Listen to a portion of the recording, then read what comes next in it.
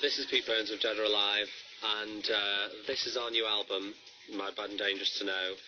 It's almost like a brick wall without any cement to me, all the glamour around the showbiz thing. The reason that I hate it is so much emphasis is placed on it, and I think we're in the business of the record industry.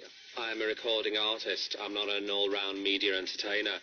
And when you look like I do, people put pressure on you to become a bit of an all-rounder, and the records diminish and become a very small part of it. And of course, your records get worse and worse. People come to love you as a personality, but that wears thin, and then you've got nothing to fall back on. Your records are bad, and I don't think you get that many chances with the standard of your songs and records. People just dismiss you as a pop personality, and there's so many casualties of that have served as examples. And I'm afraid that I would actually like to still be a musician when I'm 40. So a lot of musicians go under, they get carried away by the fame, and it's a very insecure business, the business of fame, whereas actual creativity and talent aren't that insecure. You can believe in yourself if you know you're good at what you do. But being famous, it's so transient and it's so fickle, and it's also so embarrassing. It invades your everyday life, and that really is the side of it that I hate. I can see so many examples before me that have fallen by the wayside. Fame's something that's very tempting to a lot of people in show business, because I think a lot of people are in it for their ego. Personally, if I had my way, nobody'd ever know who I was, if I could have it that way.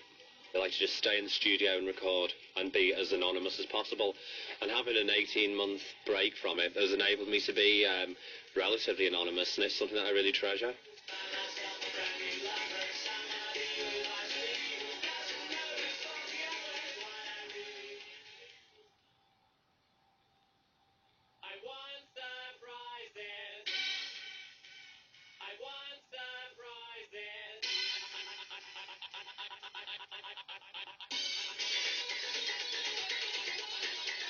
This is Pete Burns of Dead or Alive.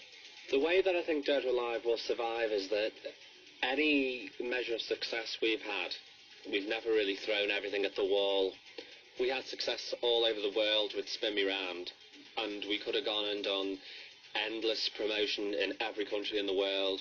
We could have gone and done world tours, we could have sold merchandising rights from here to the moon, and we'd have thrown everything. That would have been all we ever had, and if that didn't work, I'd know we were finished. As it is, as an artist, a lot of the time I have to say no to things. We don't go out and do tours because there's always time for that later. I'll tour when I know people really want to see the group. I'm not going to go out to try and convert people through live musicianship.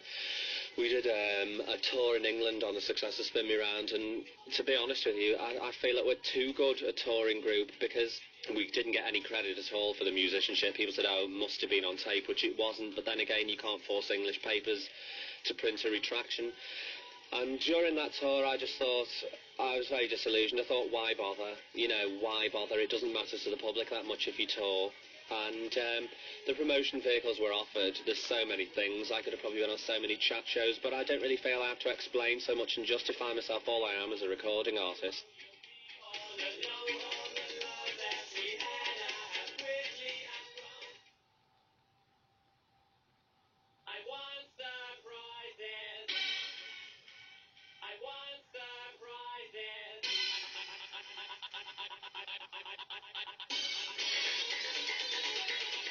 This is Pete Burns of Dead or Alive. About our visual side, people think we're such an amazingly visual band, but I think that's just because everybody else is so dowdy. I think that people are made to feel guilty about expressing themselves visually. It's supposed to be sinful, it's supposed to be an indulgence, and it's thought of as decadence. I think that really is a pile of rubbish. No matter what I did in life, I would always look like this. It's nothing to do with the representation of Dead or Alive.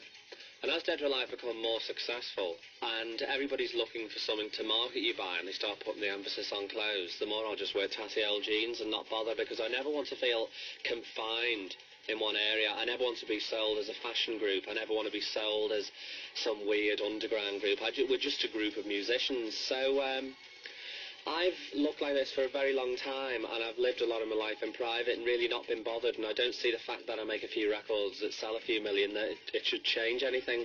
I do get very resentful over invasion of privacy. I think now that, to some degree, record companies concentrate on selling the personality as opposed to the record, which is a contradiction in terms that a record company, you must sell a record. And I was looking through some British music papers today and I saw advertisements for like groups that aren't very visual who've made such brilliant records, like somebody called Robbie Neville who's done a record called C'est La Vie, and because he's maybe not visual, his advert's the size of a postage stamp, but if he wore a ring through his nose and maybe had pierced nipples, he'd have full page coverage. And I just think that that's very sad. I feel sorry for groups who are put in storage because they're not visual.